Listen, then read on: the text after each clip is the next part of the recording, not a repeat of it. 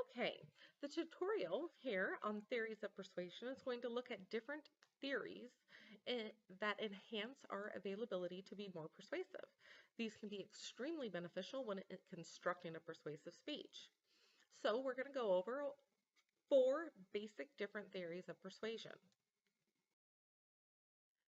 First, we will look at the elaboration likelihood model, which is derived from Aristotle himself. Then we will look at different forms of motivation, positive and negative. Maslow's hierarchy of needs, one of the founders of psychology theories. And finally, dissonance theory, the ability to create a lack of harmony within the audience minds. So let's get started. The elaboration likelihood model is based on the ways in which we reason. There's direct persuasion, which is advocating a direct argument.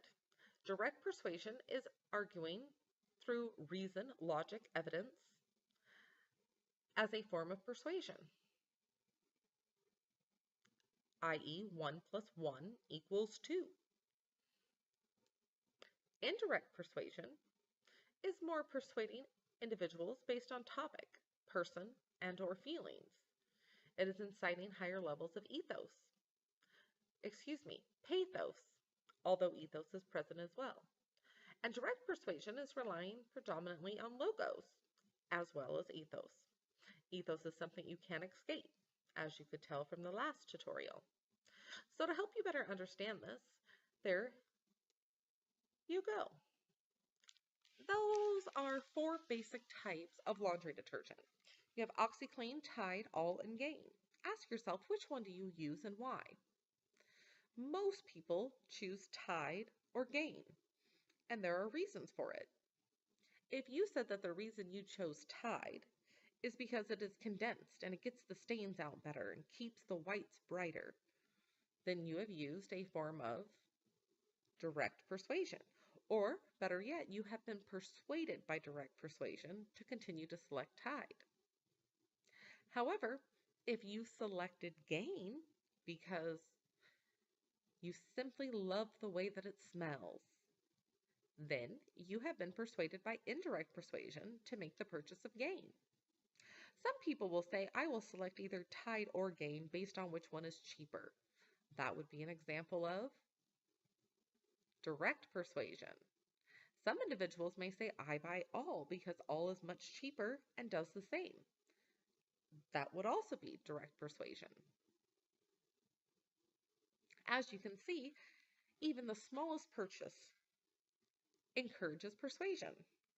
Most advertising has high levels of persuasion in it, so understanding these types and theories of persuasion is beneficial in everyday decision making, but also extremely beneficial in speech making. For your persuasive speech, you can persuade people by logic, reasons, evidence, and arguments that put forth direct persuasion. Or you could do so by topic, feelings, and the person, which would enhance the approach of indirect persuasion. Now, let's look at another theory of persuasion. Motivation. Some of us are motivated by positive motivation, which simplistically is if you do what I tell you to do, positive things will happen. It's predicting or offering rewards for following as requested. However, others offer negative motivation, predicting or inflicting pain and or punishment, or removing things that are beneficial or wanted or needed in your life. Both of these forms of motivation are very common in parenting. How many of you had a parent who said, if you go to school and get good grades, I will buy you a new car? Well, there's a picture. You can avoid the bottom one, but the top one with the Toyota Camrys, positive motivation would be if you go to school and get a degree, you can drive a brand new car. Negative motivation would be if you don't go to school, you're going to end up in that 1982 Toyota Camry at the age of 30. Or positive motivation. You will be able to buy a brand new car if you go to school and get educated and get a job. Another example is in this little cartoon comic. Negative reinforcement is noted here. Negative reinforcement focuses the attention on unwanted behavior. Hey, found those books? No yelling in the library. Negative reinforcement. Positive reinforcement would be, I found those books. Nice. Using your quiet voice in the library. So one is don't do, and the other is do. Reward versus punishment in its most simplistic approach. We'll look at a theory that is a little more convoluted or complicated, but very effective in persuasion. Maslow's hierarchy of needs. Maslow's hierarchy of needs looks like this. It is a pyramid shape because it believes that there is a foundation in which you slowly proceed up. You start at the very bottom. These are deficiency needs, needs that must be met in order for you to achieve higher levels of self. At the very bottom here, you will notice that there is physiological needs. Physiological needs include air. I would advocate nutrition instead of food or water because infants don't really intake that, but they still need their nutrition. Basic components of shelter, clothing, things to maintain homeostasis and a effective temperature status, as well as sleep, urination, defecation, physiological things, needs that actually have to take place in order for you to live and survive. If your physiological needs are met, then you will move up the tier and start focusing on safety and or security needs.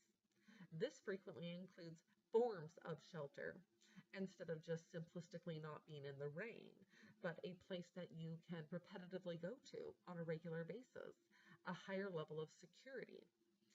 And currently nowadays, we think of those things as in health, employment, property, family, stability. Security and safety needs not only has to do with the ability to feel secure in our surroundings, but to feel secure in our emotions. Maslow later argues in one of his later publications that safety needs for emotionality is extremely important too, i.e., the child should be comfortable to tell mom and dad that they peed the bed and not fear any form of negative punishment. That would be a security of emotional safety needs. If safety needs are met, then you move up the tier to love and belonging needs. Belonging needs coincide with your unit, where you fit inside of your unit, as in friendship, family, intimacy, connections with others. These can be primary groups or secondary groups. Primary groups such as your immediate family, and secondary groups such as organizations that you participate with. This need is essential because in this need, Charles Cooley advocates that you engage in the looking glass self, that you start to learn who you are based on what others tell you you are. And from that stability, once you feel belonged and loved and welcomed and secure in where you fit into that placement, secure in that component of belongingness, not in your component of physical safety as well as emotional safety, then you can move up to self-esteem needs. Self-esteem needs is associated with our availability to see ourselves in a light that views ourselves well. It's looked as confidence, achievements, respect of others, positive connections with others, and need for identity. It is our self-construct, how we perceive ourselves in the world at large. And if we have a positive self-concept or self-esteem, then we will be able to self-actualize. Actualization is when we actually achieve all that we can be. My favorite slogan comes from the military here or the army, be all you can be.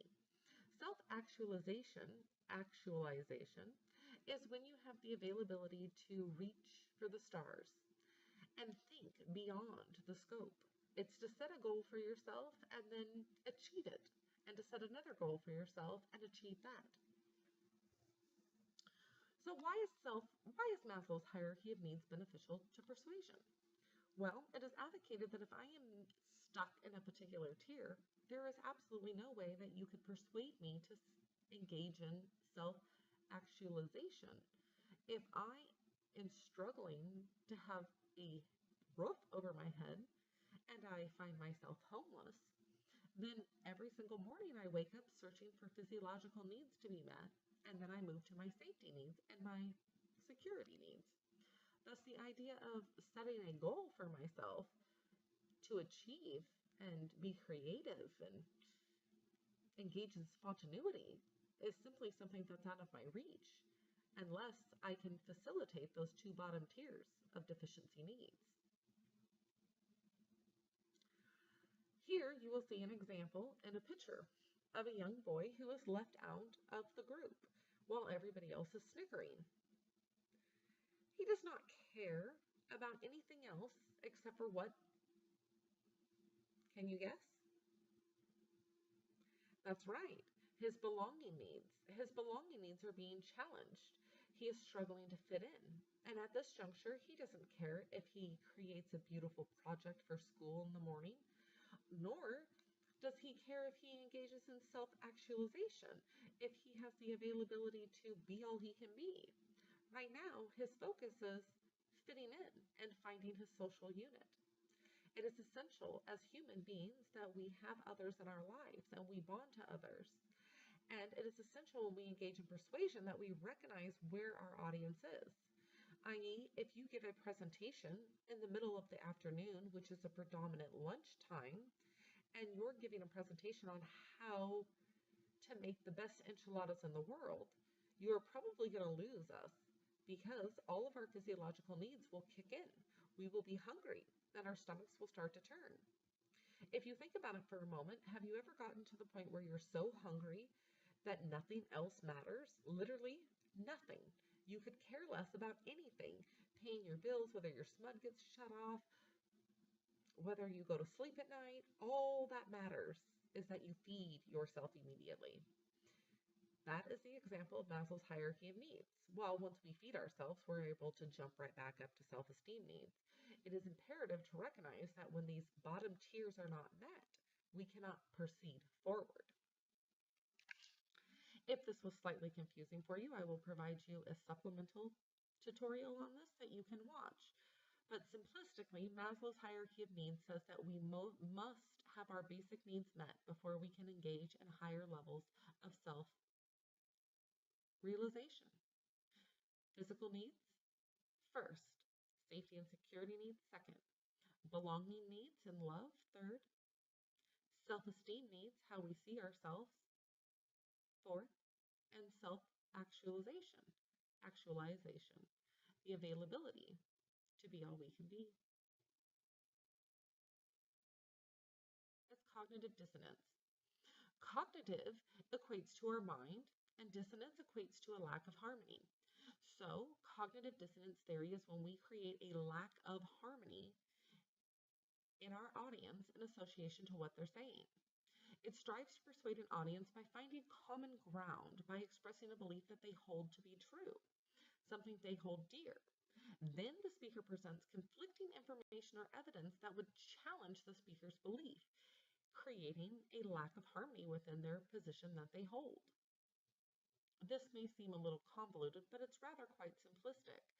If I hold the perception that the earth is flat, as many did, and Galileo advances a position that says, it looks like the earth is round.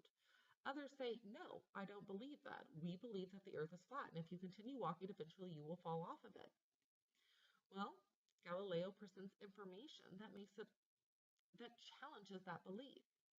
And while his belief was not validated until after his death, the the available means of persuasion still existed because someone further researched his findings and what it was he was pursuing in his field of study. Thus, then now we know that the earth really is not flat, but rather it is, well, perhaps oblong-shaped, but round. Here's an example of cognitive dissonance. Why is eating this encouraged? Oh, that bacon looks amazing. But discussing the way in which we house our pigs is taboo.